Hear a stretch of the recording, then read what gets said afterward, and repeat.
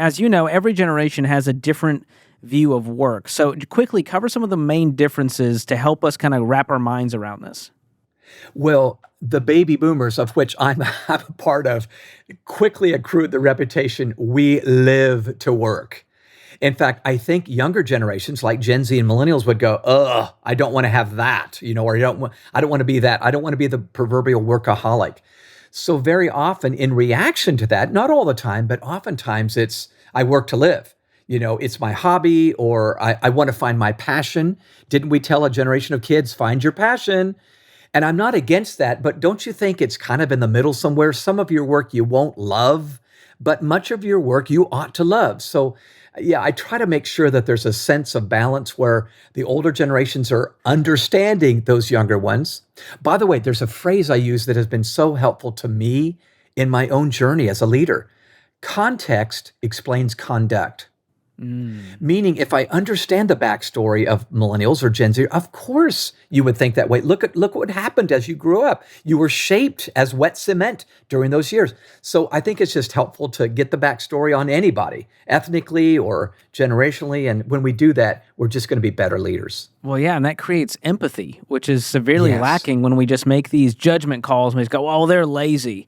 And we go, wait, what's behind that? And if you've ever been in a counseling session or a therapy session, it always comes back to the context, your environment, how you grew up, the relationship with your parents. And so it's important to look at those factors to see how we got here so that we can learn how to move forward. No doubt about it. In fact, just recently, I've been finding myself saying 3 words to leaders who have just been frustrated at younger generations. The 3 words are humility. We've got to approach each other with greater humility, where we speak as if we believe we're right, but we listen as if we believe we're wrong. That's been a game changer with my own adult children. So humility is key. Secondly, respect. I know that's an old-fashioned word. Thank you, Aretha Franklin, but we've got to respect that 22-year-old that's just coming in. Of course, they don't have 10 years of experience, but they bring fresh eyes. They bring a hacker mindset. They bring an entrepreneurial spirit. So that's my second word. My third word, George, is curiosity. If I can stay curious, I'll always be more open to the input of other generations. And those are soft skills, not hard skills. But if we can get them, we're just going to be a better leader. Humility, respect, and curiosity. Those are huge. And a lot of the times it seems like there's tension on all the sides. The younger generations, millennials and Gen Z, they're going, why are the boomers doing it? Why are they so resistant to change? And the boomers are going, no, this is the way it is. And so there's these generational tensions. How can we start to bridge the gap when your team that you work with spans those generations? Yeah. Well, there's a word I'm using for myself. I'll just speak out of my own failures right now. I'm using the word, I'm a mentor. So I'm both a mentor and an intern. Even though I'm the founder of Growing Leaders, I know I've got a lot of insight to share, but I've got a lot of insight to learn. And if I approach every relationship, like for instance, Andrew is 30 years younger than me. He's one of our vice presidents. I learn from him every time I meet with him. And it's so fun, but I got to check my ego at the door, and be the intern for a while. So let me tell a quick story that I think your listeners might enjoy.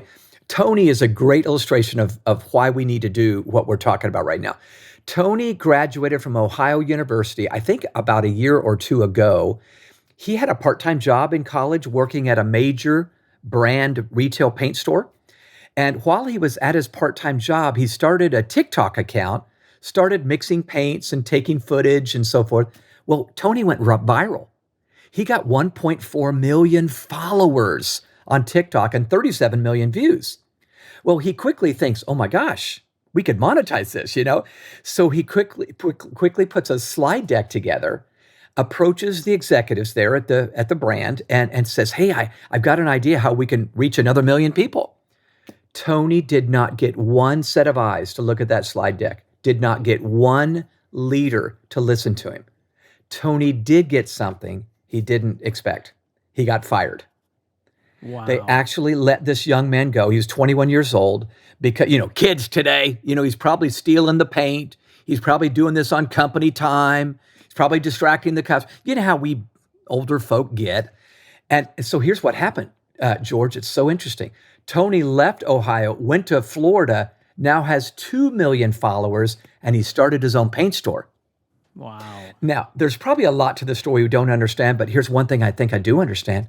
That group up there missed a great opportunity because they just didn't see that they could learn. They needed to be mentors, and they weren't. So, yeah.